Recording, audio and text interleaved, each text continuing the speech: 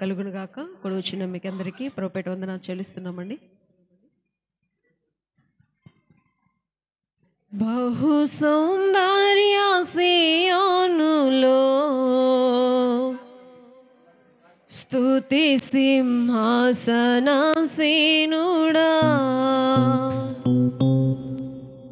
బహు సౌందర్య సియోనులో స్తుతి సింహాసనాసీనుడా,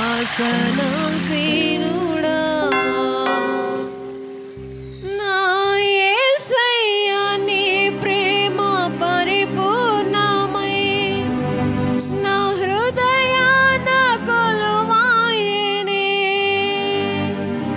నన్ను జీవింపచేసే నీ వాక్యమే నాకిలలో నా సంతోషమే. బహు సౌందర్య సియోనులో స్తుతి సింహాసనాసీనుడా. అందరూ కలిసి పాడదాం, చెప్పలు ప్రభు నామమున. బహు సౌందర్య సియోనులో స్తుతి సింహాసనాసీనుడా, నా యేసయ్యా నీ ప్రేమ పరిపూర్ణమై నా హృదయాన కొలువాయెనే, నన్ను జీవింపచేసే నీ వాక్యమే నాకిలలో నా సంతోషమే.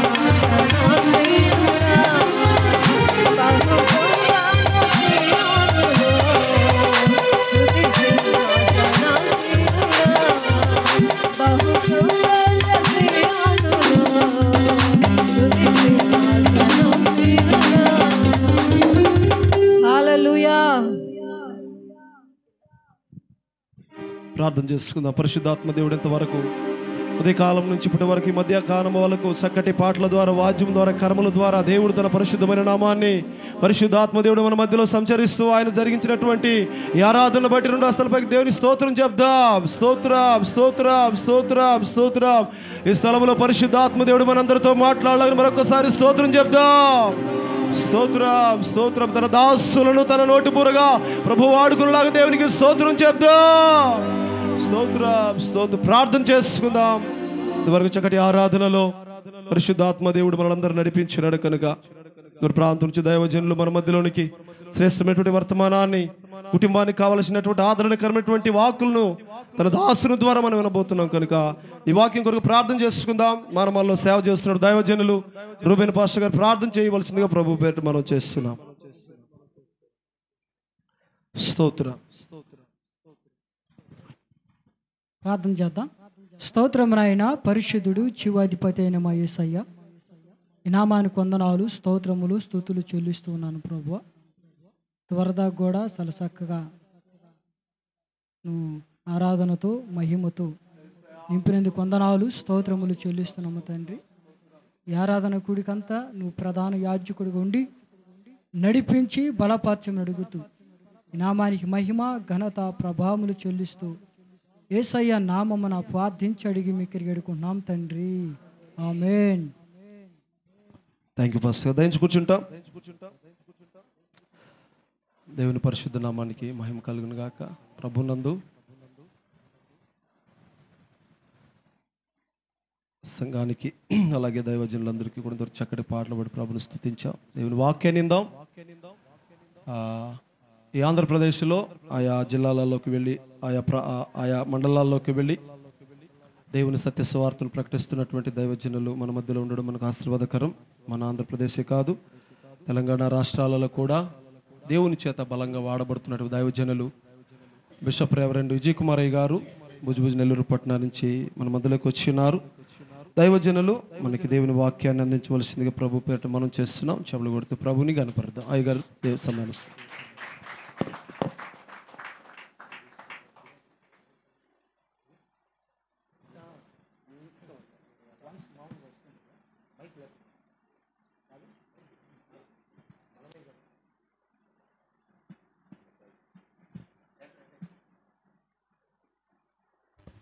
దేవునికి స్తోత్రం. హల్లెలూయా. చెక్.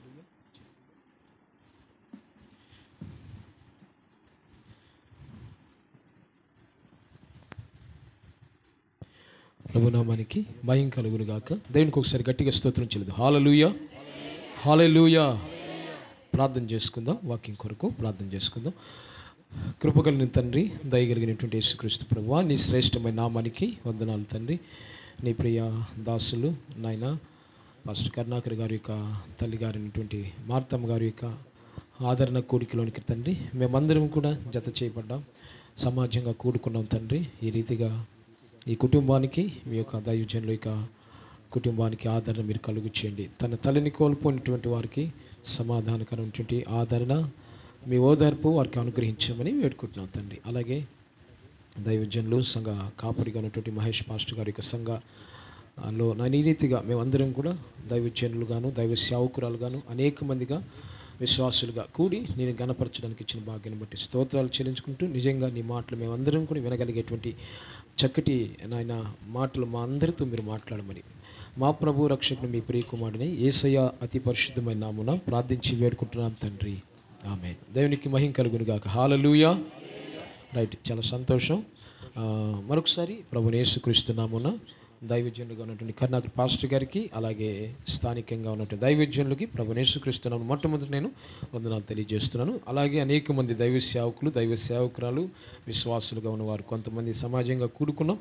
నేటి దినాన ప్రభు యొక్క ఆదరణ కూడికలోనికి తల్లిగారు యొక్క ఆదరణ కూడికలోనికి ప్రభు మనందరినీ సమకూర్చిన విధానం బట్టి ప్రతి సేవకునికి సేవకురాలకి విశ్వాసులకి ప్రభుని యేసుక్రీస్తు నామమున వందనాలు. దేవునికి స్తోత్రం. హల్లెలూయా, హల్లెలూయా. నేను అనుకున్నాను అంతా విశ్వాసులు అనుకున్నాను, అంతా సేవకులు కాబట్టి నేను సేవకుడే నువ్వు సేవకులే, మనం అందరం సేవకులమే. సేవకులకు సందర్భంగా అందరికీ తెలిసిన వాక్యాలే చెప్పగలిగేటువంటి ఏమి ఉండవు, మంచిది. కాబట్టి విశ్వాసులకైతే చెప్తాం, స్టూడెంట్స్కి చెప్తాం మనం. అంటే నేర్చుకునే వాళ్ళకి, మీరు అందరు నేర్చుకునే వాళ్ళు కాదు, ఆల్రెడీ మీరు టీచర్సే, ఆల్రెడీ మీరు అందరు కూడా పాస్టర్సే. ఆల్మోస్ట్ ఇక్కడ ఉన్న వాళ్ళందరూ కూడా పాస్టర్లే, పాస్టమ్మ గారు అందరూ పాస్టర్లే కదా. ఒక్కసారి చేతులతో ఎంతమంది పాస్టర్ చూద్దామని, అంతే, ఇంకేమి లే. చూసావా అయ్యా, అందరూ పాస్టర్లే కాదు. పాస్టమ్ గారులు ఎత్తండి, పాస్టమ్ గారులు ఎంతమంది? ఓ సగానికి సగం పాస్టర్లు. చేతులు ఎత్తండి, వీడియో తీస్తాను, చేతులు ఎత్తుంది. అందరూ పాస్టమ్ములు పాస్టర్ల వరకే, పాస్టమ్ములు పాస్టర్ వరకే.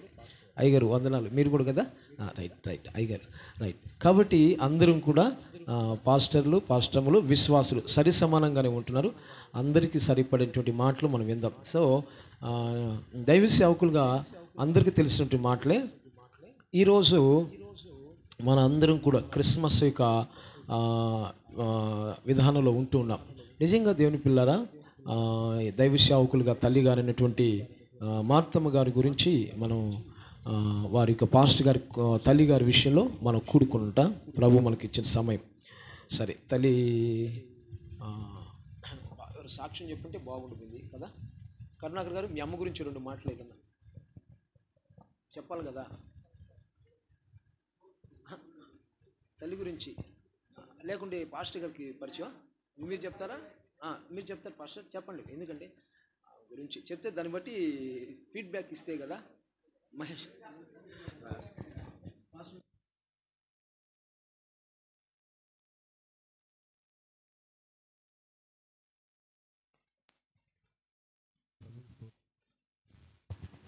అందరికీ వందనాలు. సమయం ఇచ్చినటువంటి పాస్టర్ గారికి కూడా వందనాలు. ఈరోజు గంగనపాలెం స్థానిక సంఘంలో మొదటి విశ్వాసం అని చెప్పొచ్చు మార్తమ్మ. ఆమె ఆదరణ కూటం. వాస్తవానికి వాళ్ళ ఇంటి దగ్గర జరగాల్సింది వాతావరణం అనుకూలంగా లేని కారణాన్ని బట్టి ఇక్కడ చేస్తున్నాం. ఇంతమంది కూడుకోవడం అనేది చాలా సంతోషం. 24 సంవత్సరాల నుంచి నేను పరిచర్య చేస్తుంటే నేను ఫస్ట్ అసలు బైబిల్ అంటే తెలీదు, వాక్యం అంటే తెలీదు, ఏమీ తెలీదు. అలాంటప్పుడు నా దగ్గర ఉన్నటువంటి మొదటి విశ్వాసి, వయసులో పెద్ద, వయసులో ఏమో పెద్ద, ఆత్మీయతలో ఏమో పెద్ద, కానీ విశ్వాసిగా మొదటి విశ్వాసి పేరు మార్తమ్మ. మాకు చాలా ఆమెలో నుంచి మేము చాలా నేర్చుకున్నాం. ఏమి నేర్చుకున్నామంటే ఎక్కువగా ప్రార్థన చేస్తుంది ఆమె. మీకు ఒక విచిత్రం చెప్పనా, ఆటోలో మేము ఎక్కడికైనా ప్రయాణం అయిపోతూ ఉన్నప్పుడు ఒక సౌండ్ వస్తుంటుంది వెనక సీట్లో నుంచి, అనే సౌండ్. చాలాసార్లు నా ఆటో ఏమన్నా రిపేర్ వచ్చిందేమో అనుకునేది నేను. ఆటో రిపేర్ వచ్చిన సౌండ్ కాదు అది. ఆమె స్తోత్రాలు చెప్తా పోతుంటుంది, తోలేదు నేనే. ఒకవేళ ఎడన్నా పడిపోద్ది అనుకుంటుందో, లేకపోతే పోయే ప్రయాణం అంతట్లో బాగుండాలనుకుంటుందో, అంత ప్రార్థనాపూర్వరాలు. ఆమె చనిపోయి 1 నెల ముందు కూడా నన్ను పిలిచి మరీ చెప్పింది, నాయనో నా కోసం 3 రోజులైనా ఉపవాసం ఉండి నేను ఆరోగ్యంగా ఉండాలని నా కొరకు ప్రార్థన చేయనాయనా అనింది. నేను అనుకున్నాను, అరే ఎంత ఇంకా ఉండాలని, ఇంకా ప్రార్థన చేయాలని ఎంత ఆశో కదా. అయితే చాలా వృద్ధాప్యం, బైబిల్లో ఒక మాట ఉంటుంది, మంచి వృద్ధాప్యమందు నీవు కన్ను మూస్తావు అన్నటువంటి మాటను చూస్తే మార్తమ్మ కూడా మంచి వృద్ధాప్యం. అంత వృద్ధాప్యం దాకా ఆమె ఉండడానికి గల బలమైన కారణం ఏంటో తెలుసా? కరుణాకర్ అన్న. అలాంటి కొడుకు ఆమెకు పుట్టడం ఆమె అదృష్టం. లేకుండా ఉంటే ఎప్పుడో చనిపోవును. చేతులతో ఎత్తుకొని పోయేది హాస్పిటల్కి, ఆటోలో కూర్చోబెట్టుకొని, బండిలో కూర్చోబెట్టుకొని ఎట్టెట్టో ప్రయత్నాలు చేశాడు. అయినా కానీ ప్రభు చెంతకు ఆమె చేరింది. ఆ భూస్థాపన కార్యక్రమం రోజు కూడా ఈయన దగ్గర ప్రార్థన, నేను అర్జెంటుగా వెళ్ళాలా, ఎందుకో ఆ రోజు ఆగిపోయి దాన్ని చూసుకొనే బయటికి వెళ్ళా. ఆమె కోరిక ఏంటి? కోరిక అంటే, నైనో నేను ఎక్కడ చచ్చిపోయినా కానీ నువ్వే నన్ను భూస్థాపన చేయాలా, నీ చేతుల మీదనే అన్నీ జరగాల. నేను అనుకునేది, అన్న ఉన్నాడు కదా కరుణాకరన్న, మరి నేను ఎలా అని అంటే, ఎందుకో ఈరోజు ఆమె గురించి మాటలు చెప్పే ఆ భాగ్యం కూడా నాకే ఇచ్చారు. చాలా బాధాకర విషయం. నేను అంటాను, ప్రార్థన చేస్తూ ఆమె ఉండింది. మంచి ప్రార్థనా పరురాలు. ఎక్కడ ప్రార్థన అంటే అక్కడికంతా వచ్చేది. ఒక మంచి మాట బైబిల్లో ఉంటుంది, నాకు నచ్చిన మాట, మనందరం తెలుసుకోవలసిన మాట. దీవెనయ్య గారు ఆ మాట మీద పాట కూడా రాశాడు. ఏంటి ఆ మాట అంటే, ఆరంభం కంటే అంతము గొప్పదిగా ఉండాల. ఆమె ఎలా ఉండిందో మొదట్లో మనకు తెలియదు, కానీ ముగింపు మాత్రం ఆ రోజు భూస్థాపన రోజు కూడా చుట్టూరు వర్షం, మా ఊర్లోనే వర్షం లేదు. ఎంత అద్భుతంగా జరిగిందంటే అంత అద్భుతంగా జరిగింది. కానీ అంత విశ్వాసరాల్ని కోల్పోవడం మాకు చాలా ఇది. కాకపోతే ఈ క్రిస్మస్ చూస్తుంది, ఈ క్రిస్మస్ ఈ పండుగలో కూడా ఉంటుంది అని నేను అనుకున్నాను, మేము అనుకున్నాం. కానీ దురదృష్టకరం అనుకోవాలో ఏమో, ఆమె లేకుండా పోయింది. అయినా కానీ ఆమెని జ్ఞాపకార్థం చేసుకునేదానికి, మరి ఆ కరుణాకరణను ఆదరించేదానికి, వాళ్ళ కుటుంబీకులను ఆదరించేదానికి మనం అందరం వచ్చాం, మీరు అందరూ వచ్చారు. చాలా సంతోషం. నేను లేను, 4 దగ్గరలు తిరుగుతా. ఆదివారం నేను ఉదయం 9 నుంచి నైట్ 9 దాకా ఉంటుంది నా పరిచర్య. 12 గంటల సేపు ఉంటుంది నా పరిచర్య. ఇంటికాడ కూడా అన్నం తినేది కూడా లేటే, తిరుగుతూనే ఉంటా. అన్న వచ్చి అడిగాడంట, అమ్మా మందిరంలో జరుపుకుంటామంటే నేను ఒకటే అన్న, అడగాల్సిన అవసరం లేదు, మందిరంలో దర్జాగా జరుపుకోమను అని. అలాగే మా మందిరంలో జరపడం, అన్న నాకు అవకాశం ఇవ్వడం నాకు చాలా సంతోషం. సాక్ష్యం చెప్పమన్నారు కాబట్టి 2 మాటలు సాక్ష్యం చెప్పాను. ఇంకా చెప్పుకుంటా పోతే చాలా అనుభవాలు ఉంటాయి. కానీ మంచి ప్రార్థనా పరురాలు, చివరి గడియ వరకు ఎక్కడికంటే అక్కడికి మా భయ్యాన్ని తీసుకొని మరి ఆటోలో పెట్టుకుని ఎత్తుకెళ్ళిపోయేదాన్ని. నేను అనుకున్నాను, ఏమి ఇంకా అంత ఆశ, ఇంట్లో పడుకో ఉండొచ్చు కదంటే, లేదు నేను ప్రార్థనకి పోవాల్సిందేనని. మనం కూడా అలాంటి మంచి సాక్ష్యం పొందుకోగలిగితే చాలా ధన్యులమి అని నేను ఒక చిన్న మనవిని మీకు చేసుకుంటున్నాను. సమయం ఇచ్చినటువంటి సార్కి, మరి చెప్పమన్నటువంటి కరుణాకరన్నకి నా హృదయపూర్వకమైన వందనాలు. ఇచ్చిన సాక్ష్యాన్ని దేవుడు దీవించునుగా. దేవునికి స్తోత్రం. మంచిది, చాలా చక్కటి సాక్ష్యాన్ని మనం గ్రహించాం. మార్తమ్మ గారు శ్రేష్టమైనటువంటి మరణానికి ఆమె ప్రభు చేర్చుకున్నారు. దేవునికి స్తోత్రం కలుగును గాక. హల్లెలూయా, హల్లెలూయా.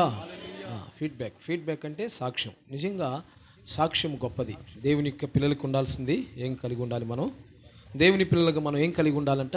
దేవుని వాక్యం కలిగి ఉంది, సాక్ష్యాన్ని కలిగి ఉండాలి, సాక్ష్యం కలిగి ఉండాలి. నిజంగా మార్తమ్మ తల్లి గురించి చెప్తున్న విషయాలను చూసినప్పుడు ఆమె ఆమె ఆమె మరణము శ్రేష్టమైన మరణము.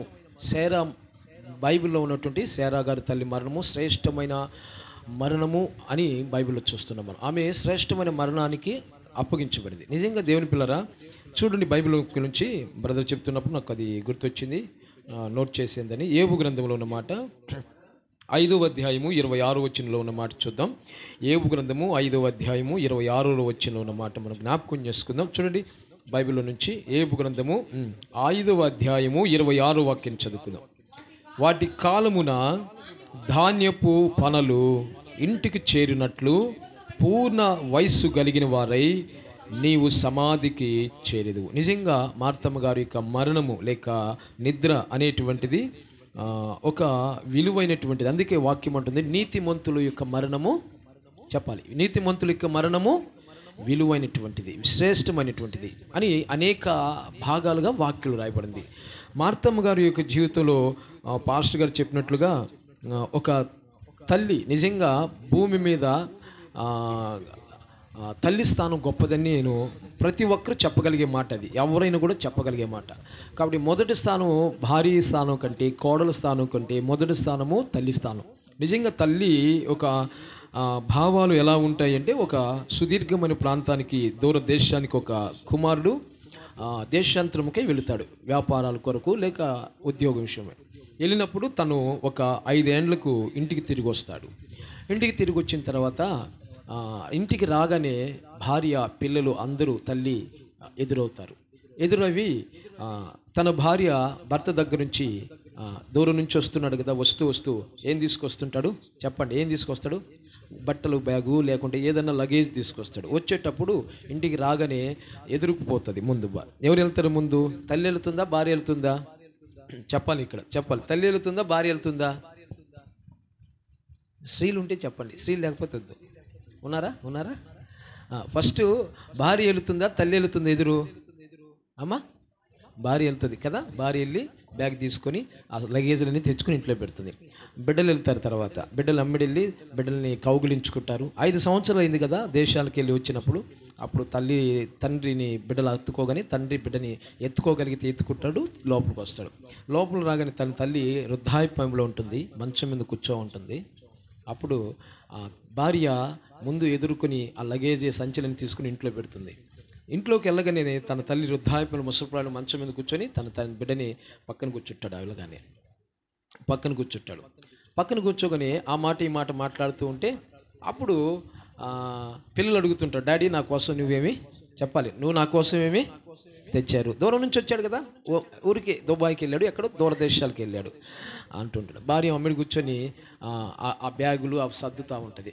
ఏం చేస్తున్నాడు చెప్పండి, ఏం చేస్తుంటుంది భార్య చెప్పాలి. బ్యాగులు ఏం చేస్తుంటుంది, సర్దుతుంటుంది. అంటే సర్దుకొని చూస్తుంటుంది ఏం తెచ్చాడా అని. తల్లి పక్కన కూర్చొని ఏ నాన్న బాగా ప్రయాణం జరిగిందే, మంచిది, అన్నం తిన్నావా అడుగుద్ది. ఎవరు అడుగుతుంది అన్నమాట, భార్య ఏం చదువుతుంటుంది, బ్యాగు చదువుతుంటుంది. తల్లి అయితే అన్నం తిన్నావు నాయన, ఎలా ప్రయాణం జరిగింది అడుగుతుంది. తల్లి స్థానం అది. దేని స్తోత్రం కలుగును గాక. తల్లి స్థానం బిడ్డ కడుపు చూస్తుంది, బిడ్డ యొక్క ఆకలి చూస్తుంది, బిడ్డ యొక్క క్షేమాన్ని చూస్తుంది తల్లి. కాబట్టి మొదటి స్థానం తల్లిది, దాన్ని మనం ఎవరు కూడా భర్తీ చేయలేము. దేవునికి స్తోత్రం కలుగును గాక. అలాగే మార్తమ్మ గారి యొక్క తల్లి యొక్క ప్రార్థన, ఆమె యొక్క విశ్వాసము, ఆమె యొక్క సాక్ష్యమే ఈరోజు తన కుమారుడు సేవకుడిగా మారడానికి కూడా ఆమె ప్రార్థన అనుభవం అనుకుంటున్నాను నేను. నిజంగా పాస్టర్ గారు చెప్పినట్టు తల్లికి దొరకవలసిన కుమారుడు, నిజంగా తన తల్లికి దొరకాల్సిన కుమారుడు కరుణాకర్ పాస్టర్ గారు అన్నారు. గొప్ప సాక్ష్యం అది కూడా. నిజంగా తల్లిదండ్రుల యొక్క సంబంధాలు అలా ఉండాలి. ఈరోజు తల్లిదండ్రుల యొక్క సంబంధాలు కోల్పోతున్న దినాల్లో మనం ఉంటున్నాం, రైట్. కాబట్టి దేవుని పిల్లరా, దేవుని వాక్యంలోకి వెళ్దాం. మనందరం కూడా తెలిసిన మాటలే కొన్ని విషయాలు నేను ముందుకు తీసుకెళ్ళని ఆశిస్తున్నాను. చూడండి, పరిశుద్ధ గ్రంథంలో నుంచి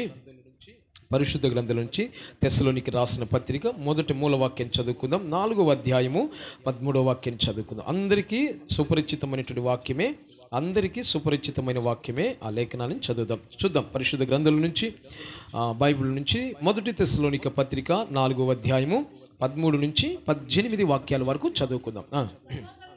సహోదరులారా, నిరీక్షణ లేని ఇతరుల వలె మీరు దుఃఖపడుకుండు నిమిత్తము నిద్రించిన వారిని గురించి మీకు తెలియకుండుట నాకు ఇష్టం లేదు. యేసు మృతి పొంది తిరిగి లేచునని మనము నమ్మిన ఎడల అదే ప్రకారము యేసునందు నిద్రించిన వారిని దేవుడు ఆయనతో కూడా వెంట పెట్టుకుని వచ్చును. మేము ప్రభు యొక్క మాటలను బట్టి మీతో చెప్పినదేమనగా, ప్రభు రాకడ వరకు సజీవులమై నిలుచు మనము నిద్రించిన వారి కంటే ముందుగా ఆయన సన్నిధికి చేర్చబడము. ఆర్భాటముతోనూ ప్రధాన దూత శబ్దముతోనూ దేవుని బూరతోనూ పరలోకమందుండి ప్రభు దిగి వచ్చును. క్రీస్తునందు మృతులైన వారు మొదట లేతురు, ఆ మీదట సజీవులమైన నిలిచిన మనము వారితో కూడా ఏకముగా ప్రభువును ఎదుర్కొనుటకు ఆకాశ మండలములోనికి మేఘముల మీద కొనిపోబడుదుము. కాబట్టి కాగా మనము సదాకాలము ప్రభువుతో కూడా ఉందుము. కాబట్టి మీరు ఈ మాటలు చేత ఒకరిని ఒకరు ఆదరించుకొనుడి. దేవునికి మహిమ కలుగునుగాక. హల్లెలూయా. నేటి దినము కూడిక, ఆదరణ కూడిక. ఏ విషయంలో మనము ఆదరణ కూడిక అనే విషయాన్ని మనం చూసినప్పుడు నిజంగా మనము ఈ కుటుంబానికి ఏ విధమైన ఆదరణ ఇవ్వగలుగుతాము అంటే దేవుని యొక్క వాక్యము ద్వారా మాత్రమే ఆదరణ ఈ కుటుంబానికి మనము ఇవ్వగలుగుతాం. మనందరికీ సేవకులకి తెలిసినటువంటి విషయమే. అయితే నిజంగా దేవుని పిల్లరా, దైవజనులుగా ఉన్న కరుణాకర్ పాస్టర్ గారి యొక్క తల్లి విషయంలో ఈ కుటుంబానికి మనం అందరం కూడా ఒక ప్రగాఢమైన సానుభూతిని తెలియపరచడానికి, లేక సంతాప కూడికగా, లేక ఆదరణ కూడికగా, లేక కర్మక్రియలు, లేక సౌలు గారి యొక్క కుమారులు ఉత్తర క్రియలు తన కుమారులు తనకు జరిగించినట్లుగా నీ వాక్యంలో రాయబడినట్లుగా ఇవన్నీ కూడా ఈ భాష పదాలన్నీ కూడా ఒక కోవకు చెందిందే. కాబట్టి పౌలు గారు ఉచ్చరిస్తున్న రీతిగా దేవుని బిడ్డలమైన మనము ఒకరినొకరు ఏం చేసుకోవాలంటే, మనము చెప్పండి, ఏం చేయాలంటే మనము ఆదరించుకోవాలి. ఒకరి ఎడల మనం ఒకరము ఆదరించుకోవాలి. రైట్. కాబట్టి ఒకరి ఎడల మనము ఆదరణ, ఏ విషయంలో ఆదరణ అంటే దేవుని యొక్క వాక్యము చేత మనం ఆదరించబడాలి. ఏమని రాయబడుతుంది అంటే, మనం అందరము కూడా ఒకానొక దినమున మృతి చెందినటువంటి మనం అందరము కూడా, లేక సజీవులుగా ఉన్న మనం అందరము కూడా ఒక దినాన ఆయన సన్నిధికి కొనిపోబడుదము అన్న విషయాన్ని మనం అర్థం చేసుకోవాలి. తల్లిగారని మార్తమ్మ గారు దేవుని యొక్క ఆయన సన్నిధికి కొనిపోబడేటువంటి ఒక గడియ రాబోతుంది. దేవునికి స్తోత్రం కలుగును గాక. ఆయన లోకానికి, లేక ఆయన రెండవ అగమనమును, లేక రాకడలో ఆయన ప్రవేశించినప్పుడు బూర శబ్దం వినగా వాళ్ళందరూ కూడా ఆయన రాకడికి ఎత్తబడతారు, లేక కొనిపోబడతారని మనం చదువుకుంటున్నాం. చూద్దాం పరిశుద్ధ గ్రంథంలో కొన్ని మాటలు మీకు అలాగే నేను టూకీగా చెప్పి తర్వాత సబ్జెక్ట్కి వెళ్ళాలని ఆశిస్తున్నాను. చూద్దాం బైబిల్ వాక్యలో ఆదికాండము 23వ అధ్యాయము 6వ వచనం చదువుకుందాం. ఊరికే టూకీగా కొన్ని విషయాలు మీకు ఆదరణ కూడిక విషయం గురించి చెప్పి నేను ముందుకు వెళ్తాను. ఆదికాండము 23వ అధ్యాయము 6వ వచనాన్ని కూడా చదువుకుందాం.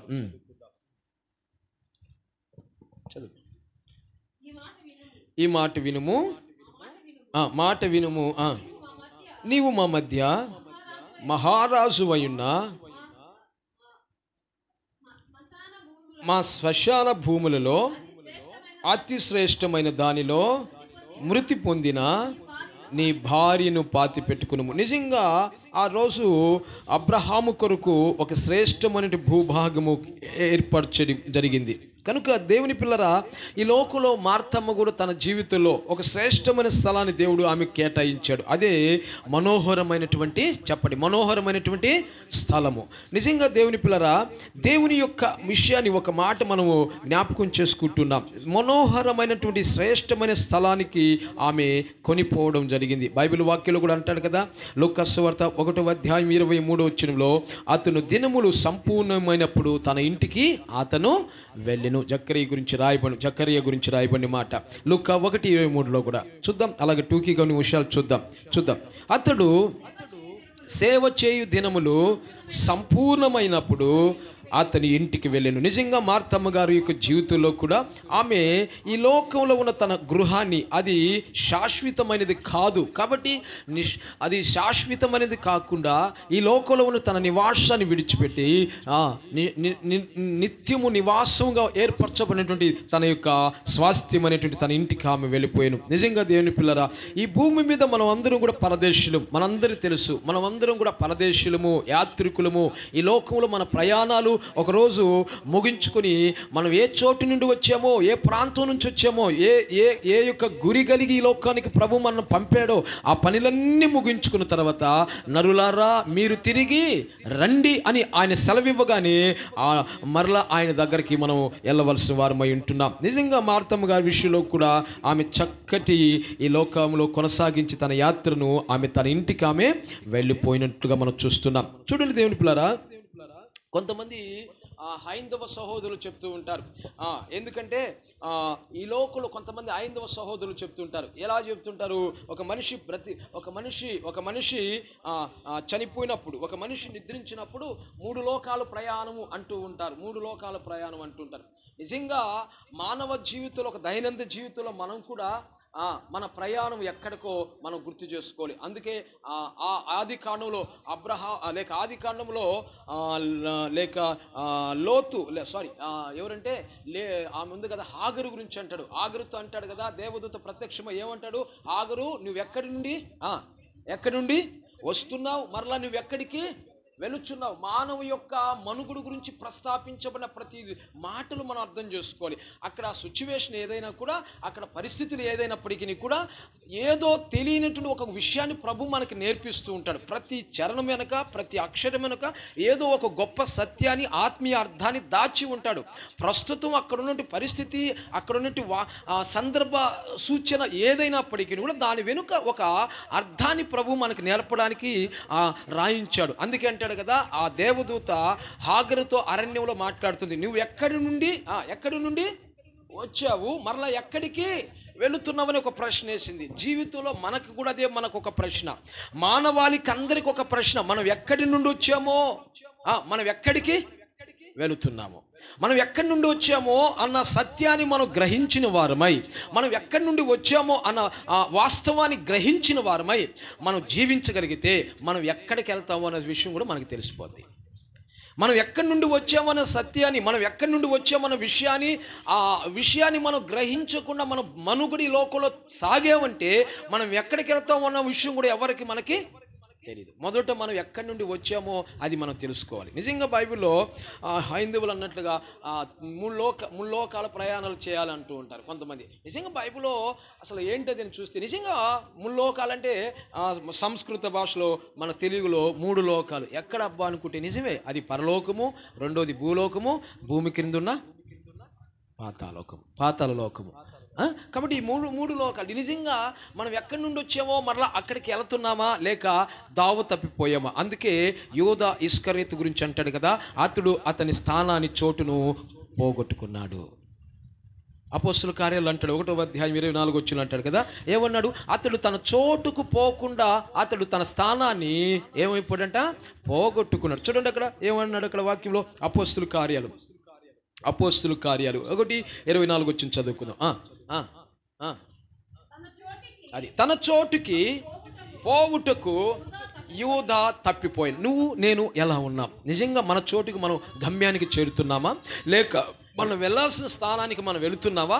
యూదా వలె మన అతిక్రమాల వల్ల, మన యొక్క దోషముల వల్ల, మన పాపము వల్ల మనం గ్రహించాల్సిన విషయాన్ని గ్రహించక మనం వెళ్ళవలసిన స్థానానికి, చోటుకి వెళ్ళకుండా తప్పిపోతున్నామా? యూదా తన స్థానాన్ని తను కోల్పోయాడు, యూదా తన అధికారాన్ని కోల్పోయాడు, యూదా దేవునితో ఉండవలసిన సాంగత్యాన్ని కోల్పోయాడు, అంతకంటే ముఖ్యంగా తన వెళ్ళవలసిన చోటుకు అతడు తప్పిపోయాడు. నిజంగా ఈరోజు అయితే నీవు నేను ఏమై ఉన్నామో ఒక ప్రశ్న మార్తమ్మ ద్వారా మనం ఆమె ఆదరణ కూడికల ద్వారా మనం గ్రహించాలని ప్రభుపేట నీకు మేము మనవి చేస్తున్నాం. నిజంగా మనము ఎక్కడి నుండైతే దేవుని చేత పంపబడ్డామో, ఎక్కడి నుండి అయితే మానవుని యొక్క రూపుగా ఈ లోకానికి మనము జన్మనిచ్చామో లేక జన్మ కలిగామో, ఈ లోకంలోకి వచ్చిన మనం ఎక్కడి నుంచి వచ్చామో తిరిగి మరలా అక్కడికి వెళ్ళాలి అనే విషయాన్ని మనం అర్థం చేసుకోవాలి. దేవునికి స్తోత్రం కలుగునుగాక, దేవునికి స్తోత్రం కలుగునుగాక.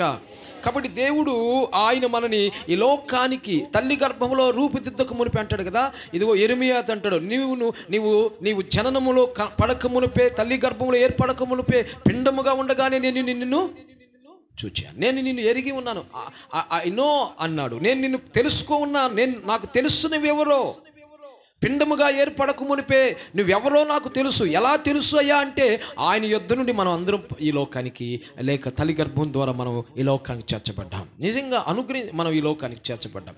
ఈరోజు దేవుని పిల్లరా, నిజంగా ఈ మాటలతో మార్తమ్మ గారి విషయంలో ఈ ఆదరణ కూడికలో లేక ఈ యొక్క ఓదార్పు అనేటువంటి ఈ కూడికలో మనం నిజంగా ఏం నేర్చుకోవాలి, మనం ఎక్కడికి వెళుతున్నాం, మన ప్రయాణం ఎచ్చటికి వెళుతున్నాం. కాబట్టి మన జీవితంలో అనేక విషయాలు బైబిల్లో మనం అలా చూసుకుంటూ వెళితే ఒక చోట బైబిల్లో అంటాడు కదా, అతడు దేవుని యందు ఏం కలిగి ఉన్నాడంట? మంచి సాక్ష్యము కలిగి అతడు కొనిపోబడును. ఎవరి గురించి? మరణము చూడకుండా హానోకు అతడు మంచి సాక్ష్యము కలిగి కొనిపోబడెను అని బైబిల్లో హెబ్రీ రాష్ట్ర పత్రికలో మనం చదువుకోగలుగుతాం. నిజంగా మనం ఇవన్నీ కూడా మనం కలిగి ఉండాలి. నిజంగా ఇవన్నీ కూడా మనము ఎప్పుడైతే కలిగి ఉంటామో అది నిజమైనటువంటి క్రైస్తవానికి ఒక నాంది.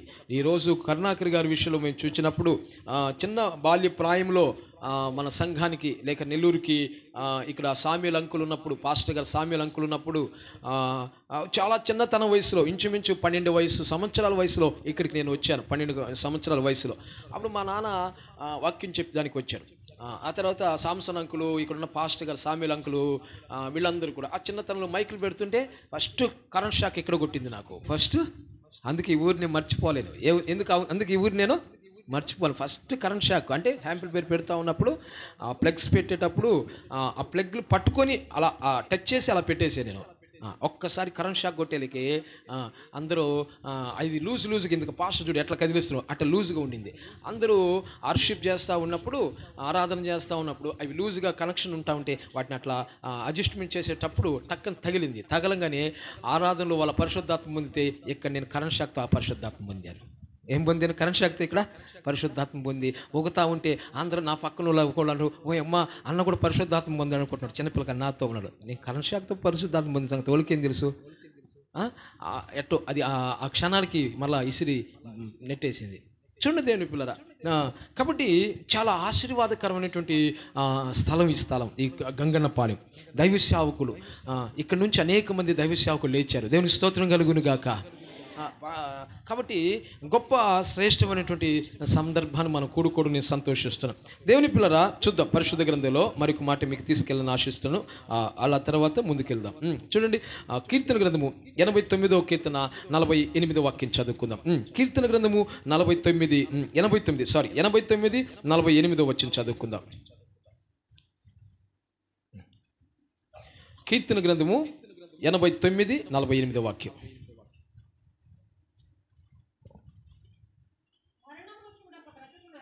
మరణము చూడకుండా బ్రతుకు నరుడు ఎవడు? నిజంగా దేవుని పిల్లరా, ఈ లోకంలో మరణము చూడకుండా బ్రతుకే నరుడు ఎవడు అంటే ఎవరు కూడా లేరు. కాబట్టి మరణము అనేటువంటి దాని గురించి మనం ఆలోచించినప్పుడు చాలామందికి భయము.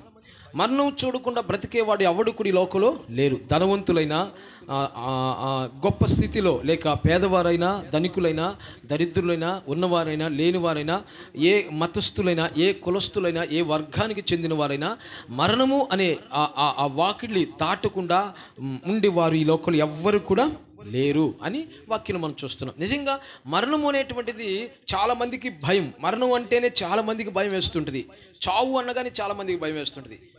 ఇలాగే ఒక భూస్థాపన కార్యక్రమానికి ఒక గ్రామానికి వెళితే ఆ గ్రామంలో అప్పటి వరకు వాళ్ళతో వాళ్ళతో ఉన్న ఆమె ఉన్నటువంటి మరణించగానే చనిపోగానే కనీసం ఆ గ్రామస్తులు ఆమె దగ్గరకు వచ్చి చూడాలి అన్నటువంటి సానుభూతి కూడా లేకుండా దూరంగా ఉండి ఉన్నారు. వాళ్ళు చాలా దూరంగా ఉన్నారు. ఆమెను ఎవరు పట్టించుకోలేదు. వాళ్ళ బంధువులందరూ కూడా దూర ప్రాంతాల నుంచి వచ్చి తర్వాత అవన్నీ కార్యక్రమాలు చేయడానికి వాళ్ళు చాలా ఆలస్యం, రాత్రి అయిపోయింది. కొన్ని గ్రామాల్లో కొంతమంది జీవితంలో అప్పటి వరకు తనతో ఉంది. ఒక ఆమె అంటుంది, అయ్యా అసలు ఇప్పుడు దాకా నేను మాట్లాడి వెళ్ళిపోయినాయా, నేను కాస్తంత ఆమెకి ఈ వాతావరణం వల్ల నెమ్మ ఎక్కువగా మంచం మీద ఉన్నప్పుడు ఇప్పుడే కూర్చొని మాట్లాడి వెళ్ళిపోయినాయా నేను అనింది. అయితే ఇప్పుడే వెళ్ళావు కదా, ఆమె చనిపోయినగానే అసలు ఆమె దగ్గర కూడా ఆమె రాలేదు. మరణం అంటే అందరికీ భయమే, చావు అంటే అందరికీ భయమే. నిజంగా ఒక మనిషి బ్రతికున్నప్పుడే దానికి విలువ. నిద్రించిన తర్వాత, చనిపోయిన తర్వాత ఆ వ్యక్తిని చూస్తే ఏదో చూసినటువంటి భయాందోళనలు జీవిస్తూ ఉంటారు. నిజంగా మన ప్రభువైన యేసుక్రీస్తు వారి ద్వారా మరణపు యొక్క భయాన్ని, మరణపు యొక్క పాశములు కట్లన్నిటినీ ఆయన ఏం చేశాడంట? తెంచివేశాడు. దేవునికి స్తోత్రం కలుగునుగాక. దేవునికి స్తోత్రం కలుగునుగాక. నిజంగా మరణపు భయాన్ని మన ప్రభు మన విషయంలో తీసివేశాడు. నిజంగా క్రైస్తవులకి మరణము గురించి భయమో ఏం చేయదు, ఉండదు. మరణం గురించిన భయం ఉండదు, మరణం గురించిన దిగులు ఉండదు, మరణము గురించిన చింత ఉండదు, మరణము గురించినటువంటి వేదన ఉండదు క్రైస్తవునికి. ఎందుకంటే మనము ఇదిగో ఈ లోకంలో కన్ను మూస్తే ఆ లోకంలో మన కన్ను తెరవగలుగుతాం. నిజంగా మరణం అనేది చాలామందికి భయపడుతూ ఉంటారు. అమ్మో నేను చనిపోతానేమో, నేను ఇంకా ఎన్ని రోజులు బ్రతకాలా, ఇంకా ఎన్ని రోజులు ఉండాలా అంటారు. పౌలు గారు అదే అంటాడు కదా, నేను బ్రతుకుట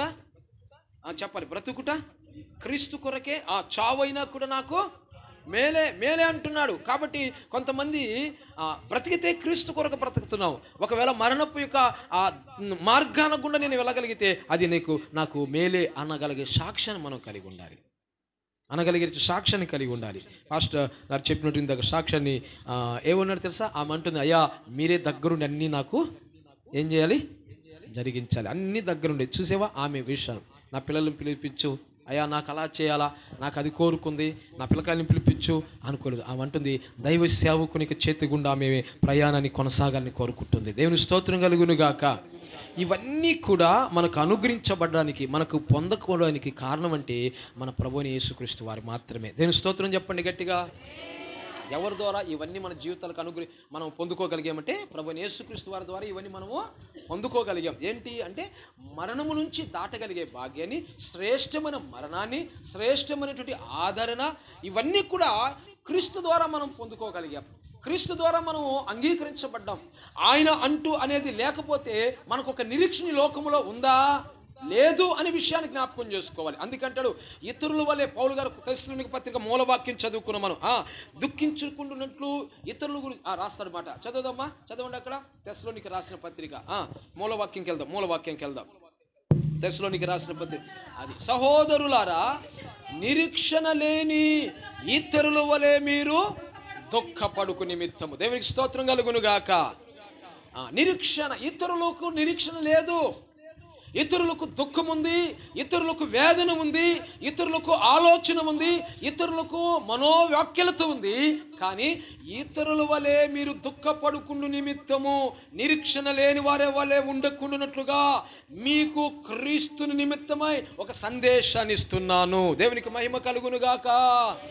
ఏంటి ఆ సందేశం అంటే, ఒక రోజు రాబోతుంది, ఆ దినము క్రైస్తవులమైన మనము, ఆయన క్రీస్తును కలిగిన మనము, ఆయనను వెరిగిన మనము, ఆయన మేఘారుడై తిరిగి వచ్చినప్పుడు మనమందరము కూడా ఆయనతో ఏం చేయబడతామంట, కొనిపోబడుదాము. ఆమేన్. నిజంగా అది మన నిరీక్షణ. ఎవరి వల్ల కలిగింది మనకింత గొప్ప నిరీక్షణ? క్రీస్తు ద్వారానే మాత్రమే. ఎవరి వల్ల కలుగుతుంది మనకింత ధైర్యము అంటే, నువ్వు ఆరాధించేటువంటి ఆ ప్రభు ద్వారా, నేను ఆరాధిస్తున్న ప్రభు ద్వారా మాత్రమే. అందుకే పౌలు గారు అక్కడ అంటాడు, ఈ నిరీక్షణ లేని ఇతరుల వలె మీరు దుఃఖపడుకుండుట నాకు ఇష్టం లేదు. దేవుని పిల్లలు ఎంత చక్కటి విషయాన్ని తెలియపరిచారు చూడండి.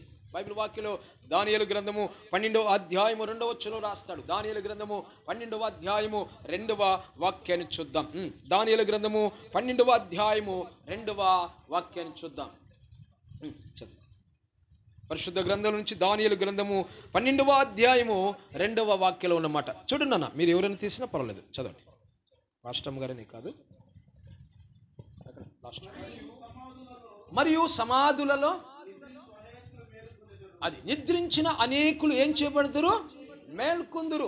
తర్వాత కొందరు నిత్య జీవము అనుభవించుటకును, కొందరు నిందల పాలగుటకును, నిత్యముగా హేయులగుటకును మేల్కొందురు. చూడండి, మూడు యొక్క పునర్ధానాలు అక్కడ జరుగుతున్నాయి. మూడు యొక్క విభాగాలు కనబడుతున్నాయి. మళ్ళా చక్కగా పాస్టర్ గారు చదివారు. మళ్ళీ చదవండి పాస్టర్ గారు, కొంచెం మళ్ళీ చదవండి, ఫస్ట్ నుంచి చదవండి. మరియు సమాధులలో నిద్రించు అనేకులు. చూడండి, కొంత గుంపు వారు, కొంతమంది నిద్రించువారు మేల్కొంటారు. కొందరు ఎక్కడికి, నిత్య జీవానికి మేల్కొంటారు. కొందరు నిందలు అవమానాలకు కారకులుగా మారడానికి వాళ్ళు మేలుకుంటారు. నిత్యము హేయులగుటకు మేల్కొందరు. చూడండి, రెండు రకాల విషయాలు అక్కడ మన జ్ఞాపకం. ఒకరు ఏమన్నారు అక్కడ అంటే, ఏమన్నాడు అక్కడ, నిత్య జీవమునకు. ఒకటి నిత్య జీవానికి, రెండోది నిందల పాలకు, మూడవది హేయులగుటకు. మూడు రకాల వ్యక్తులు, గుంపు వారు సంఘంలో ఉంటారు. ఈరోజు ఏ గుంపులో మనం ఉన్నాము? నిత్య జీవానికి వారసులుగా, నిత్య జీవానికి మనం ఎత్తబడేటువంటి, కొనుపోబడేటువంటి వ్యక్తుల్లో గుంపులో మనం ఉన్నామా? లేకుంటే నిందల పాలే స్థితిలో అదొక స్థావరం, అదొక చోటు, అదొక తీర్పు, ఆ స్థలానికి మనం సిద్ధపడుతున్నావా? లేక నిత్య హేయులగుటకు ఆ స్థానానికి మనం సిద్ధంగా ఉన్నావా? నిజంగా ఈరోజు క్రీస్తుని కలిగిన మనం, ప్రభువును కలిగినట్టు మనం ఆయన ఆరాధిస్తున్నాం. ఆయన ద్వారా మనందరికీ కూడా ఒక శ్రేష్టమైనటువంటి మహిమలోకి మనం అందరూ ప్రవేశపడడానికి ప్రభు కృప. దేవుని స్తోత్రం కలుగును గాక. తల్లి అయినటువంటి మార్తమ్మ గారు ఆమె సిద్ధపడింది. ఆమె ప్రభు రాకడకు సిద్ధపడింది. ఆమె నిత్యత్వంలోనికి, నిత్య మహిమలోనికి ప్రభు ఆమెకు దేవుడు గొప్ప మార్గాన్ని ఆమెకు దేవుడు అనుగ్రహించాడు. దేవుని స్తోత్రం కలుగును గాక. ఆమె ఒక రోజు రాబోతున్నాడు, సమాధిలో ఉంచబడినటువంటి ఆమె ఒక రోజు ఆయన్ని ఎదుర్కోబోతుంది. దేవుని స్తోత్రం కలుగును గాక. నిజంగా దేవుని పిల్లరా, ఇవన్నీ మన జీవితంలో మనం పొందుకోవడానికి కారణం ఇందాక నుంచి చెప్తున్నాను అన్నమాట. ఎవరు అంటే ఈ లోకంలో నీ తల్లి నీకు ఇవ్వలేదు, నీ తండ్రి నీకు ఇవ్వలేదు, నీ అధికారం నీకు ఇవ్వలేదు, నీ ధనము నీకు ఇవ్వలేదు, నీ హోదా నీకు ఇవ్వలేదు. ఇవన్నీ మనం పొందుకోవడానికి కారణం ఎవరు అంటే మన ప్రభు అయినటువంటి యేసుక్రీస్తు మనం. కాబట్టి ఈరోజు ఆయన్ని కలిగిన మనం, ఆయన్ని ధరించిన మనం. ఎందుకు ఆ మాట నేను అక్కడ తీసుకొచ్చానంటే, ఏ సందర్భాలు ఇప్పుడు ఏ సిచ్యువేషన్ ఇప్పుడు ఆదరణ కూడికే ఇప్పుడు ఈ నెలలు, ఏ నెలలో ఇవి క్రిస్మస్ కూడికలు. కాబట్టి క్రిస్మస్ కూడికల్లో తల్లి యొక్క పుట్టుక చాలా ఆశీర్వాదకరము, మరణము కూడా చాలా ఆశీర్వాదకరమే. నిన్న ఎక్కడో వెళ్ళాను నేను, వెళితే కావులి అవతల ఒక ప్రాంతానికి వెళ్తే అక్కడ గృహాలకి వెళ్తే అక్కడ ఒక కుటుంబంలో ఒక అబ్బాయి పుట్టినరోజు, 24వ తారీఖు పుట్టినరోజు. నిజంగా కొన్ని కార్యాలు అలా ఉంటాయి.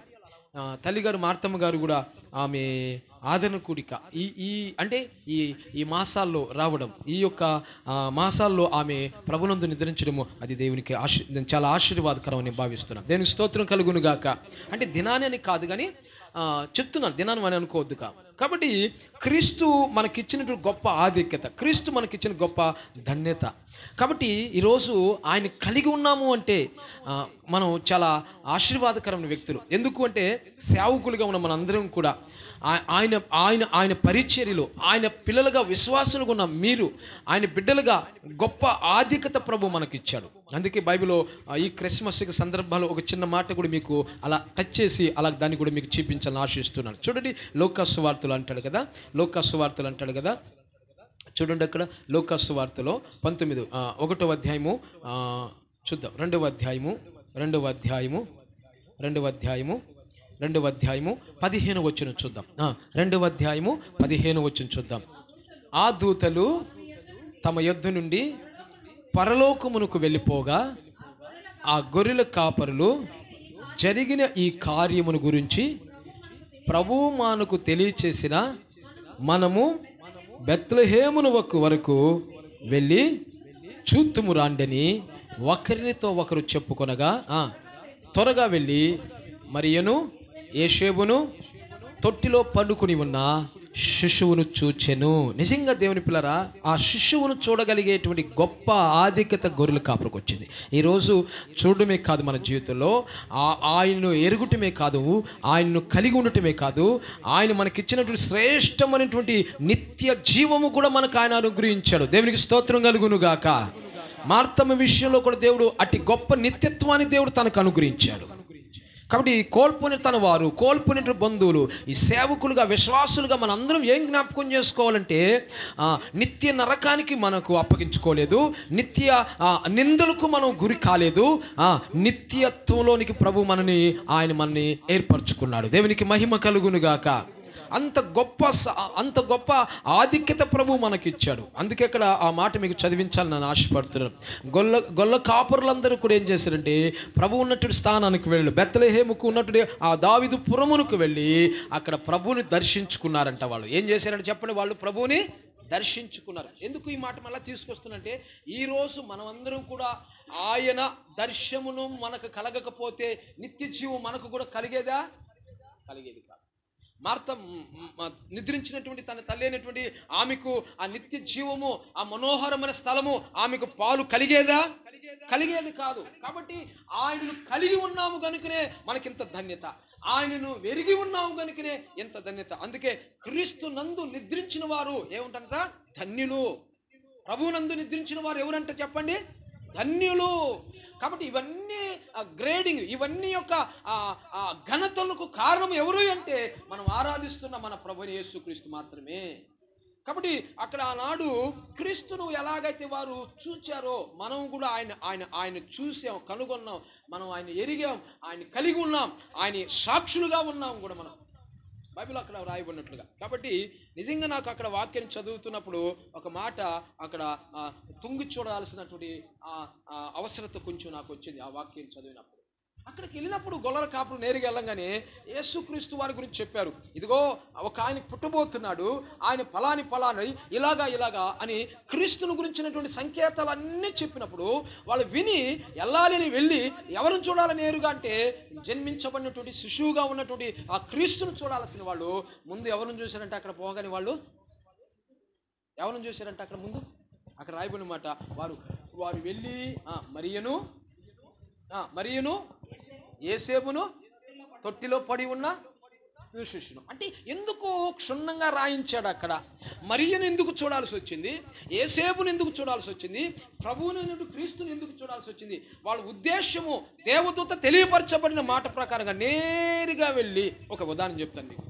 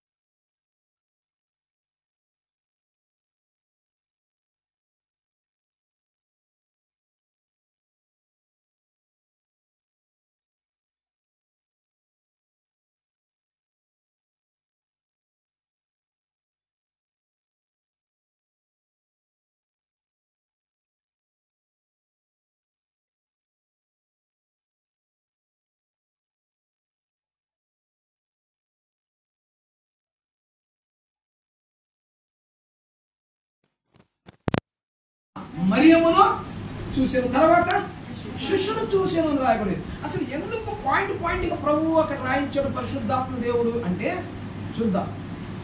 ప్రభు యొక్క దర్శనం, ప్రభు యొక్క ఆయన ముఖకాంతి నీకు కనపడాలి అంటే మొదట మనం ఎవరిని దర్శించాలి అంటే యేసేపును దర్శించాలి. ఎవరిని దర్శించాలి చెప్పండి? యేసేపును చూడండి. ఏంటి యేసేపును? పెద్దోళ్ళు అంటుంటారు మా పిల్లలు అనుకుంది ఊరికి, బాబు మా అబ్బాయి అనుకో, వాడు సరిగా చదవలేట్లేదు అనుకో, సరిగా వాడు స్కూల్కి వెళ్ళలేదు అనుకో, అప్పుడు ఏమంటారంటే బాబు ఇదిగో ఆ అబ్బాయిని చూసి ఎక్కడికి స్కూల్కి వెళ్తున్నాను అనుకో, చక్కగా చదువుకుంటున్నాను అనుకో, మా అబ్బాయి సరిగా చదవట్లేదు స్కూల్కి వెళ్ళలేదు అనుకో, నేనేమంటానంటే అరే ఇదిగో వాడిని చూసి నేర్చుకో అంటాం. కాబట్టి యేసేపును చూచెను అన్నప్పుడు యేసేపు నువ్వు నేను కూడా చూడాలి. ఏం చూసి నేర్చుకోవాలి అని వాక్యం అంటుంది అంటే అక్కడే రాస్తాడు, ఇక్కడ మెన్షన్ చేస్తాడు. ఆ మాట చాలా విలువైన మాట. చూడండి ఎక్కడ అది? మత్తయి సువార్త 1వ అధ్యాయం, మత్తయి సువార్త 1వ అధ్యాయము 19వ వాక్యం చూద్దాం. చూడండి అక్కడ మత్తయి సువార్త 1వ అధ్యాయము 19వ వాక్యం చదువుకుందాం. ఆమె భార్య అయిన భార్య భర్త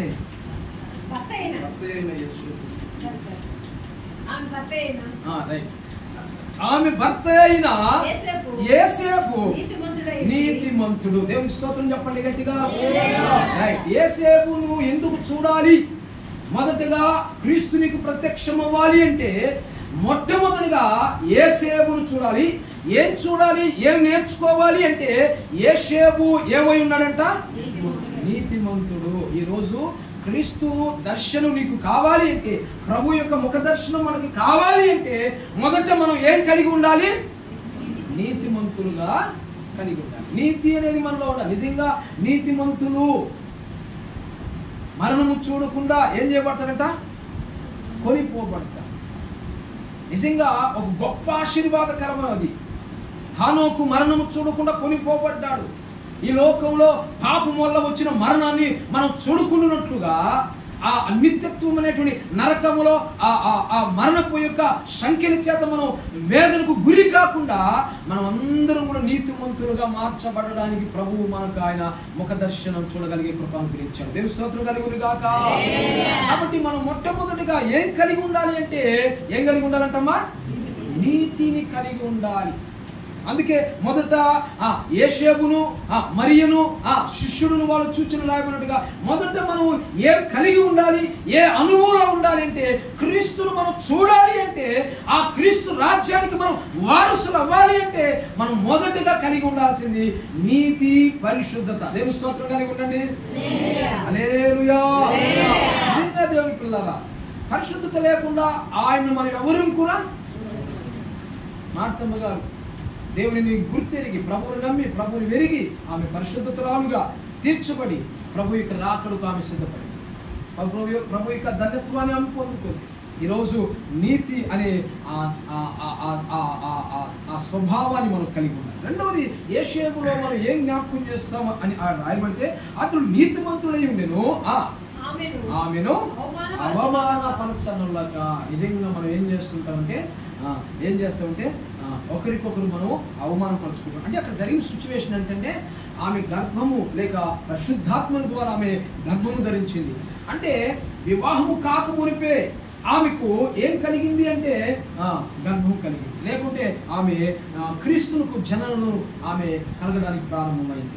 వెంటనే యేషేబు అనుకుంటున్నాం, ఉదాహరణ అనుకుందాం, ఆ యొక్క వివాహ ప్రధానమైనటువంటి ఒక వారం అనుకుందాం, ఉదాహరణ అనుకుందాం. అది సంకేతాలుగా కరెక్ట్గా అనుకోవద్దు దానితో. కాబట్టి ఒక వారంకో 2 వారాలకో ఆ సమాచారం మనకు తెలిసి ఉండొచ్చు. ఆమె పరిశుద్ధాత్మ ద్వారా ఆమె గర్భం ధరించిన సంగతి. వెంటనే యేసేపు ఏం చేశాడు తెలుసా? ఆ విషయం తెలుసుకోగానే ఏం చేశాడు తెలుసా? ఆమెను అవమానపరచను. ఈరోజు లోకంలో మనం గమనించినప్పుడు, లోకంలో మనం గ్రహించినప్పుడు చాలా మంది వివాహం కాక మునిపే నిశ్చితార్థమైనప్పుడు, ప్రధానమైనప్పుడు ఒక 2 వారాలకి మనకు ఒకవేళ అలాంటి పరిస్థితి ఏదైనా వినపడిందనుకో, ఉదాహరణగా అప్పుడు మనం ఏమంటాం మనం ఎన్నో రకాలుగా అంటాం కదా. ఎలా వృద్ధాకు నేను ఈ అమ్మాయిని నేను నిశ్చితార్థం చేసుకున్నాను, అసలు అలాగా ఇలాగా ఎన్నో అనేక రకాలైనటువంటి నిందలు, అనేక రకాల కార్యాలకు మనం తలపెడతాం కదా. కానీ ఇదిగో క్రీస్తు యొక్క మాటలో మనం అక్కడ ఇంకొక విషయం తెలుసుకోవాలి. యేషేబు యొక్క జీవితంలో ఆమెను ఆయన ఏం చేయలేదంట. సో మనం ఏం చేస్తున్నామంటే ఒకరినొకరును ఏం చేసుకుంటుంటాం, మనము అవమానపరుచుకుంటుంటాం, ఒకరికొకరు నిందించుకుంటుంటాం, ఒకరికొకరు మనము తారతమ్యాలను మనము విమర్శించుకుంటూ ఉంటాం. మనం అలా కలిగి ఉంటే క్రీస్తును మనము చూడలేము, ఆయన రాజ్యాన్ని ఆయన స్వతంత్రించుకొని కూడా మేము స్వతంత్రించుకోవాలి. ఒకరినొకరు మనం ఏం చేస్తారు సార్? అవమానించుకునే వారిగా ఉండకూడదు, ఒకరినొకరిని మనము నిందించుకునే వారిగా ఉండకూడదు. నిజంగా దేవుని పిల్లరా, పాస్టర్ గారు చెప్పిన మాటలో ఆమె ఏం చేస్తుంది తెలిసిన, ఇదిగో ఆటోలో ఎక్కినప్పుడల్లా ఆ డిక్కీలో లేక వెనక భాగంలో కూర్చున్నప్పుడు, సీట్లో కూర్చున్నప్పుడు చాలా విధానం స్పష్టంగా చెప్పాడు పాస్టర్ గారు. ఆటో దూరేటప్పుడు ఏదో సౌండ్, ఏం సౌండ్? స్తోత్రం. మా సంఘంలో కూడా ఒక ఆమె ఉంది. కాబట్టి నిజంగా అలాంటి ఇంకొకరైతే ఏం చేస్తుంటారు తెలుసా? ఆ మాట చెప్పుకుంటూ ఈ మాట చెప్పుకుంటూ ఒకరికొకరు అలాగా ఇలాగా రకరకాలుగా ప్రయాణిస్తారు. నిజంగా దేవుని యొక్క బిడ్డలకి ఉండాల్సిన లక్షణాలు. ఒక ప్రయాణంలో మనం వెళుతున్నామంటే ఎలా ఉండాలి తెలుసా? ప్రార్థనాపూర్వకంగా ఉండాలి, ప్రార్థన చేస్తూనే ఉండాలి. అంటే స్తోత్రాలు మనసులో చెప్పుకుంటూ ఉండాలి. ప్రభా, మనం ఒక ప్రయాణం వెళుతున్నాం నాయన, నా సేవకుడు వాహనం తోలుతున్నాడయ్యా, సంఘ బిడ్డలందరూ వెళుతున్నారయ్యా, ప్రయాణం సురక్షితంగా అనుకున్న ప్రాంతానికి వెళ్ళాలి అని ప్రార్థనా జీవితం కలిగిన మార్తమ్మ. దేవుని స్తోత్రం చెప్పండి. దేవుని స్తోత్రం కలుగును గాక. ఏం కలిగిందామే? ప్రార్థన. అంటే నీలాగా నాలాగా అందరికి కనపడేటట్టుగా ఒకవేళ చేయకపోవచ్చు మా తల్లి. కాబట్టి ఒక గొప్ప ఆధిక్యత. కాబట్టి అందుకే ఆమె ఒక గొప్ప శ్రేష్టమైనటువంటి భాగాన్ని, శ్రేష్టమైనటువంటి ఆ స్థలాన్ని ఆమె సంపాదించుకుంది. నేను ముగించేస్తున్న ఆఖరి మాటలు. నిజంగా మనం ఆ భాగాన్ని లేక ఆ స్వాస్థ్యాన్ని లేక ఆ యొక్క హక్కును మనం కలిగి ఉన్నామా? ఇదిగో యూదా ఇస్కరియోతు గురించి రాయబడినట్టుగా అతడు పొందవలసిన స్థానాన్ని, చోటును అతడు తప్పిపోయిను అని రాయబడినట్లుగా ఈరోజు నీవు నేను మనం ఏమై ఉన్నాం?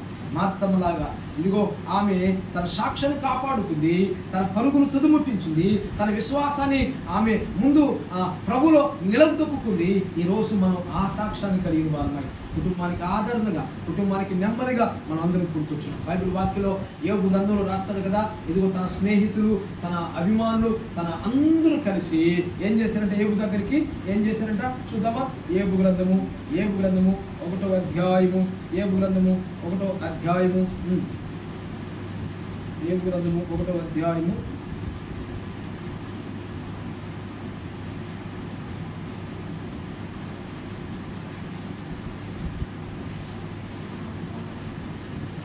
చదువు. రెండవ అధ్యాయము లాస్ట్ మాట చదువుదాం.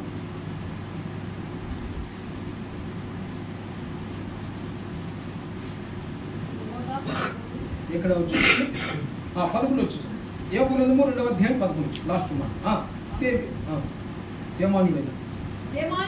తేమానీయుడైన ఎలీఫజు కూషీయుడైన బిల్దాదును అల్మాతానుడైన యోఫారును యోబు. చూడండి, యోబు యొక్క స్నేహితులను అతనికి సంబంధించిన ఆపదలన్నిటిని గురించి విని వారై అతనితో కూడా కలిసి దుఃఖించుటకును అతన్ని ఓదార్చుటకును పోవలనని ఆలోచించుకుని తమ తమ స్థలములను విడిచి వచ్చేది. నిజంగా మనం అందరం మన స్థలాలు విడిచి ఎక్కడికి వచ్చాము? మనము మన యొక్క దైవ సేవకుడు మన కర్ణాకర్ గారి యొక్క పాస్టర్ కుటుంబాన్ని దగ్గరికి వచ్చాము. ఎందుకు వచ్చాము అంటే అక్కడ జరిగిన పరిస్థితులు, తన ఆస్తిని కోల్పోయాడు, తన యొక్క సంపదను కోల్పోయాడు, తన యొక్క పిల్లలను కూడా కోల్పోయాడు. ఇవన్నీ జరిగిన పరిస్థితులను బట్టి యోబు దుఃఖములో ఉన్నప్పుడు, వేదనలో ఉన్నప్పుడు తన స్నేహితులు, తనకు కలిగిన వారందరూ కూడా అక్కడికి వచ్చి ఏం చేశారంటే అక్కడ దుఃఖించుటకును అతనితో కూడా అతనిని ఓదార్చుటకును. ఈరోజు మనము ఏ గుడికి ఇది ఓదార్పు. దేనికి వచ్చాం మనం అంటే పాస్టర్ కరుణాకర్ గారి యొక్క కుటుంబంలో ఒక గొప్ప ఓదార్పు ప్రభు అనుగ్రహించినారు. నిజంగా సేవకుడు ఇక్కడ నేను చూస్తున్నాను, చాలా ఒక గొప్ప సంతోషకరమైన సందర్భం. ఎందుకంటే అందరూ సేవకులు వచ్చారు, చాలా మంది సేవకులు వచ్చారు. అసలు ఈ రోజుల్లో ఈ దినాల్లో ఒక సేవకునికి అతుకుతాయా? 2 కత్తులు అతుకుతాయా? అతకు ప్రభు చెప్పాడు కదా. కానీ నేను చాలా విషమయం ఉంది, చాలా ఆశ్చర్యపడ్డాను. ఎందుకంటే మా ప్రాంతంలో సేవకులు మంచి ఫంక్షన్ ఉంది, బ్యాగ్ ఇస్తాం, కవర్ ఇస్తాం అంటే కూడుకుంటారు. సో ఇక్కడ ఇలాంటి కూడికలు కూడా కూడుకున్నారు అంటే అసలు మీలో ఉన్నటువంటి ఐక్యతను బట్టి ప్రభుని స్తుతిస్తున్నాను. ఆమేన్, హల్లెలూయా. మిమ్మల్ని బట్టి నేను చాలా సంతోషించాను. ఎందుకంటే ఇలాంటి సిచ్యువేషన్లో రారు అసలు. ఆ ప్రాంతాల్లో సేవకులు పెళ్ళి అంటే వస్తారు, ఫంక్షన్ అంటే వస్తారు, బిర్యానీలు అంటే వస్తారు, బ్యాగ్ అంటే కవర్లు అంటే వస్తారు. కానీ ఈరోజు పాస్టర్ కరుణాకర్ గారి యొక్క పిలుపును అందుకొని మీరందరూ స్నేహభావాలతో వచ్చారు అంటే నిజంగా గొప్ప ఆదరణ కుటుంబానికి దేవుడు అనుగ్రహించినట్టే. ఏ విధంగా అనుగ్రహిస్తాం మనం ఆదరణ అంటే నిజంగా స్నేహితులుగా అందరూ సేవకులుగా వచ్చాం కదా, ఆ సంతోషంకి మించిన ఆదరణ ఆయనకి నేనే చాలా హ్యాపీ అయిపోతాడు. నేనైతే అలా అయిపోయి ఉండేవాడిని. ఎందుకో తెలిసిన నిజంగా ఆ సహోదరుల ఐక్యత కలిగి ఉంటే ఎంతో. ఈరోజు పాస్టర్ గారు తెలియపరచగానే ఎంతో వర్ష ప్రాంతమైన కూడా అఖిల్ పాస్టర్ గారిని లేక అనేక మంది వారి ప్రాంతాల నుంచి ప్రయాసతో ఇక్కడికి వచ్చారు. కారణం ఏంటో తెలిసిన ఆ కుటుంబాన్ని దైవ సేవకుడు మన తోటి సేవకుని మనం ఏం చేయాలంట? ఓదార్చాలి. ఎలా ఓదార్చాలి? ఆయన కంటికి కనబడితేనే అది గొప్ప ఓదార్పు. మా సేవకులు వచ్చారు, తెలియపరచగానే వచ్చారు, సంతోషం ఆయన కలిగే పెట్టాం. కాబట్టి నిశ్చయంగా గురించి మనందరం కూడా దేవుని యొక్క ఆదరణ ఆ కుటుంబానికి దేవుడు అనుగ్రహించినట్లుగా నిజంగా మనం ఒకరినొకరు ధైర్యం కలిగి, ఒకరికొకరు మనము నిబ్బరత కలిగి, నిజంగా ఏంటి మాటలు నేను చెప్తున్నా అంటే క్రీస్తు వల్ల కలిగినటువంటి, ప్రభు వల్ల మనకు కలిగిన గొప్ప ఆధిక్యతను మనము పొంది ఉన్నానని నేను మీకు గుర్తు చేస్తున్నాను. మార్తమ్మ విషయంలో కూడా జరిగింది. మనందరి జీవితంలో కూడా అటు పిలుపు, అటు కార్యాలు సఫలత ప్రభు మన ఎదురు చేయను కాక. ప్రార్థన చేద్దాం, అయితే మనం ప్రార్థనలో అయిపోతాం. ప్రార్థన చేద్దాం, అయితే మనందరికీ కూడా ప్రార్థన అయిపోతాం. దేవుని కుమారుడు శ్రేష్ఠమైన విషయాలతో మనం అందరూ సేవకులు ముట్టుటించినప్పుడు లేక ఒకరికొకరు మనం మాట్లాడు